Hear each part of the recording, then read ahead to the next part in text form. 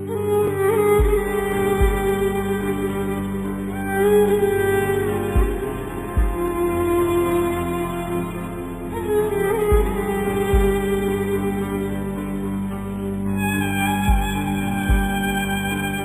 जे यगाने लेखक अली बाबा जो फर्ज़ंद बीमारी सबब सिविल अस्पताल में दाख़िल आहे। गुलाम शाह खे गुज़िरियल ॾींहुं फाले जे अटैक खां पोइ अस्पताल आंदो वियो हो।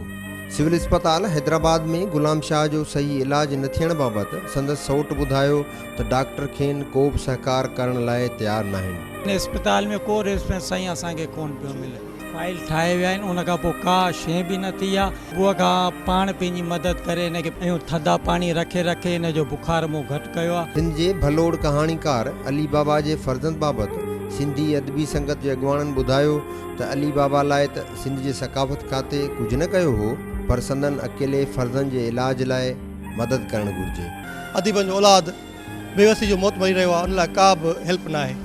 ऐं असां अॼु अस्पताल में बीठा आहियूं। सिंध जी धरती जे जेको वॾो कहाणी जो नालो आहे अली बाबा, उनजो फर्ज़ंद आहे साईं गुलाम शाह। कहिड़ी कंडीशन में आहे, न अस्पताल तरफ़ां का हुनखे सहूलियत मुहैया आहे, न सकाफ़त खाते साल थी आहे।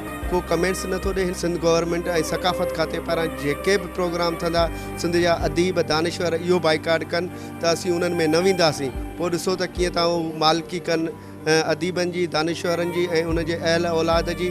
त इन जी बहरहाल असीं सिंध हुकूमत अदीबनि ऐं दानिश्वरनि ऐं सकाफ़त खाते खां घुर कयूं था त गुलाम शाह जो इलाज जेको सरकारी ख़र्च ते कंहिं चङी सुठी हॉस्पिटल मां करायो वञे। जेतोणीकि सिविल अस्पताल हैदराबाद जी इंतज़ामिया हूं त मामले खां बेख़बर हुई, पर सिंध टीवी न्यूज़ जी निशानदही बैदि RMO मेडिकल वार्ड में पहुची वारसनि खे यकीन ॾियारियो त हू गुलाम शाह जे इलाज लाइ साण भरपूर सहकार कंदा। पर हिनखे ज़रूरत आहे सुठे इलाज जी, हिन में को शक कोन्हे।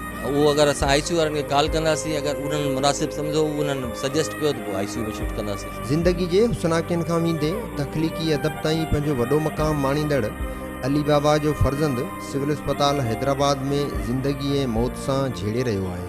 उन लाइ सिंध सरकार तोड़े सकाफ़त खाते खे घुरिजे त हू संदसि सरकारी सतह ते इलाज कराइण लाइ पंहिंजो किरदारु अदा कनि। कैमरामैन हसीबरिन सां गॾु इम्तियाज़ खोसो, सिंध TV न्यूज़, हैदराबाद।